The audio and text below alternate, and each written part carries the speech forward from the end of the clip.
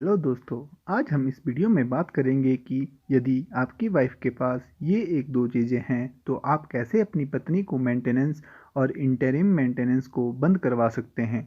नमस्कार दोस्तों, law update YouTube channel में आपका बहुत बहुत स्वागत है। और अगर आपने अभी तक हमारे यूट्यूब चैनल लॉ अपडेट्स को सब्सक्राइब नहीं किया है तो जाकर कर लें और बेल आइकन को भी प्रेस कर दें ताकि हमारे द्वारा दी गई न्यू अपडेट्स आपको मिलती रहे। दोस्तों, वैसे तो वाइफ के मेंटेनेंस और इंटरिम मेंटेनेंस को खारिज करवाना बहुत मुश्किल होता है।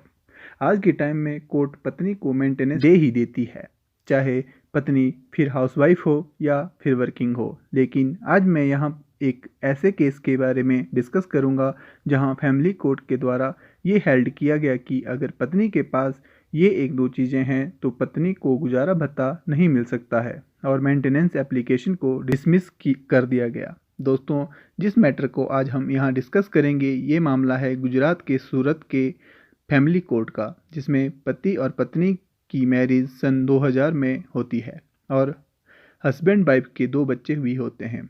और फिर भी मैट्रिमोनियल डिस्प्यूट की वजह से दोनों की आपस में नहीं बनती और एट लास्ट पत्नी अपने पति को छोड़कर मायके चली जाती है और साथ में अपने दोनों बच्चों को भी ले जाती है। और इसके बाद पत्नी के द्वारा डाइवोर्स केस फाइल कर दिया जाता है और साथ में पत्नी के द्वारा गुजारा भत्ता मेंटेनेंस लेने के लिए मेंटेनेंस एप्लीकेशन भी लगाई जाती है। इसमें पत्नी का कहना ये था कि पति के पास गवर्नमेंट जॉब भी है और फिर भी वह पति के द्वारा पत्नी को मेंटेन नहीं किया जा रहा। डाइवोर्स केस में पत्नी अपने पति से 30,000 पर मंथ गुजारा भत्ते की डिमांड करती है। और फ्रेंड्स, पति द्वारा कोर्ट में ये बताया जाता है कि किस तरह पत्नी फैक्ट्स को छुपा रही है और वो कोर्ट से झूठ बोल रही है। और पति ने कोर्ट के सामने पत्नी की दो तीन चीज़ें ऐसी रखी जिसमें उसने ये एडमिट किया कि हाँ, कि वो कमा रही है और उसके पास इनकम के सोर्स भी हैं। तो दोस्तों, अब बात करते हैं उन चीज़ों के बारे में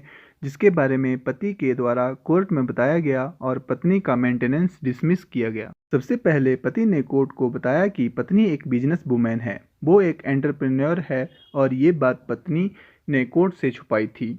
दूसरी बात ये थी कि पत्नी का अपना अकाउंट है, यानी कि पत्नी अपने बैंक अकाउंट को मेंटेन करती है और जिसमें पैसों का लेन देन भी होता है।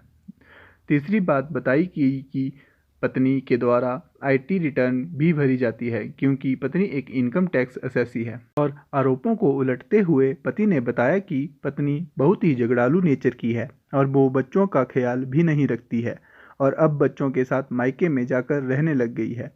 इन बातों से कोर्ट को पता चलता है कि पत्नी एक बिजनेस वुमेन है, अच्छा खासा कमा लेती है और उसकी अच्छी खासी इनकम भी है और ऐसे में पत्नी को गुजारे भत्ते की कोई ज़रूरत नहीं है और मेंटेनेंस की हकदार बिल्कुल भी नहीं है। इन सभी फैक्ट्स के अकॉर्डिंग फैमिली कोर्ट पत्नी के मेंटेनेंस एप्लीकेशन को रिजेक्ट कर देती है और ओनली बच्चों का मेंटेनेंस फिक्स किया गया इस केस में। और दोस्तों, अगर आपके केस में भी ऐसे फैक्ट्स इंक्लूड होते हैं तो इनके बेस पर आप अपनी पत्नी के मेंटेनेंस को ख़त्म कर सकते हैं। दोस्तों, ये थी कुछ इन्फॉर्मेशन कि वो कौन कौन सी चीज़ें हैं जिसके बेस पे हम पत्नी का मेंटेनेंस ख़त्म करवा सकते हैं। आशा करता हूँ हमारे द्वारा दी गई जानकारी आपके काम आएगी और अब नेक्स्ट वीडियो में मिलते हैं एक नए टॉपिक के साथ।